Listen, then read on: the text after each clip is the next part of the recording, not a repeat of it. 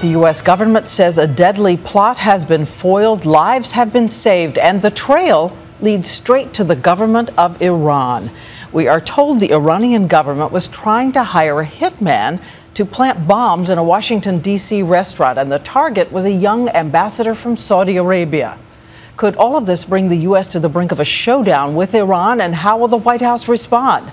First, let's begin with ABC's chief investigative correspondent, Brian Ross, who has all the details on this startling turn of events. Brian. Indeed, Diane. If the attacks had been carried out as the U.S. alleges Iran wanted, scores of people in Washington would have died, and it could well have led to a military confrontation with Iran. The plot centered on Capitol Hill and a popular restaurant at lunchtime. All time, say officials, to assassinate the youthful Saudi Arabian ambassador to the United States, Adel al-Jubeir. We are resolved to fight terrorism. A close confidant of the Saudi king and a prominent symbol of a government that has increasingly been the archenemy of Iran in the region. When the confidential source noted that there could be 100 or 150 people in a fictional restaurant where the requested bombing would take place, the lead defendant said no problem and no big deal. U.S. officials pointed the finger squarely at factions in the Iranian government and members of a special operations unit of the Revolutionary Guards, the Quds Force, which reports directly to the Grand Ayatollah. This conspiracy was conceived, was sponsored, and was directed from Iran. In a criminal complaint that was compared to a Hollywood script, officials said an Iranian-American from Corpus Christi, Texas, 56-year-old Mansour Arbabsiar, was recorded offering $1.5 million from Iran for the ambassador's murder. Officials say Arbabsiar thought he was dealing with a member of a Mexican drug cartel, who was in fact a government informant.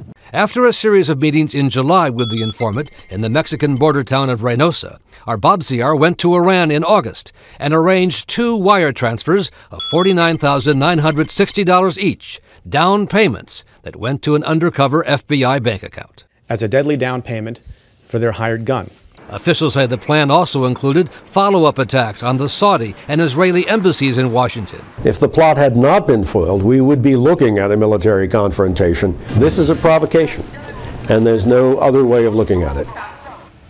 2 people have been charged, only 1 is in custody. The U.S. today named 4 senior officials of the Quds Force in Iran as being involved in the plot. They're all in Iran, where the government said today the whole thing is a U.S. fabrication. The Iranians said that, but you were telling me earlier today, Brian, that they had a code word for the whole conspiracy? It was called Chevrolet, and they recorded conversations with 1 person in custody with his contacts back in Iran. He said, the Chevrolet is ready. Should I buy it? Should I buy the Chevrolet? He got the thumbs up from Iran to go ahead with the plot.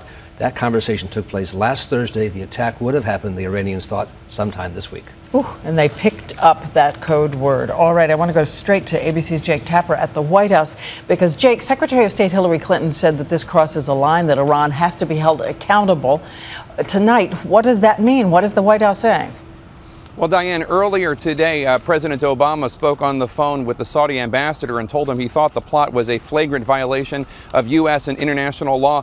But so far, there is no plot for any sort of military retaliation. The way a senior administration official explained it to me, it's not in the interests of the United States to be at war with Iran, at war with a third Muslim country. That said, there will be some aggressive economic sanctions, some diplomatic efforts to further isolate Iran, and an information war to make sure that the Arab and Muslim worlds know about the Iranian government's attempt on the ambassador's life. One other final point, a government official pointed out, this really is an uncomfortable underlining for President Obama that his strategy of using soft diplomacy to bring Iran into the community of nations has so far not worked.